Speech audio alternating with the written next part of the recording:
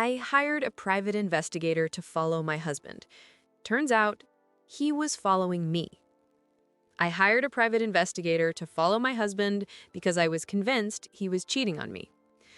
2 weeks later, the investigator told me something I never expected.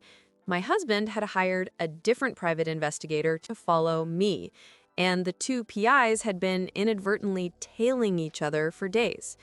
Neither of us was having an affair. We were both planning surprise romantic gestures for our 10th anniversary. We'd each spent $5,000 spying on each other instead of just talking.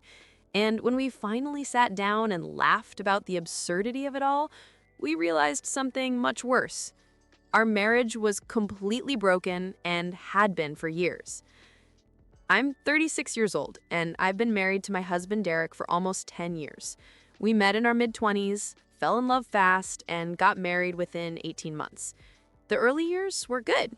We were happy, or at least I thought we were. We had careers we cared about, a nice apartment that eventually became a nice house, friends and hobbies and plans for the future. We talked about having kids someday, but never quite pulled the trigger on it. There was always something else that needed to happen first. Looking back now, I can see that we'd been drifting apart for the past 3 or 4 years.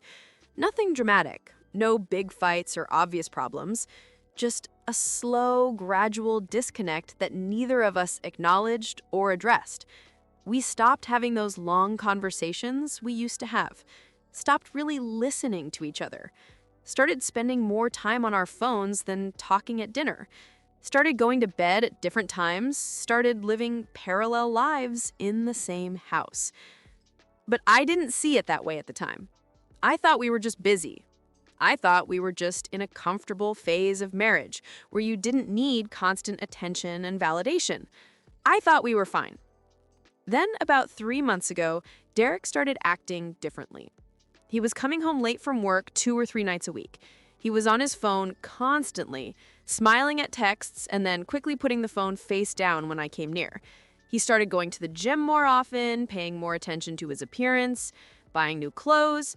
He was distracted during conversations, like his mind was somewhere else, and he was being vague about his schedule, giving me general answers when I asked about his day.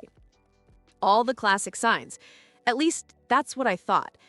Every article I'd ever read about infidelity, every story I'd heard from friends whose partners had cheated, they all described exactly what Derek was doing.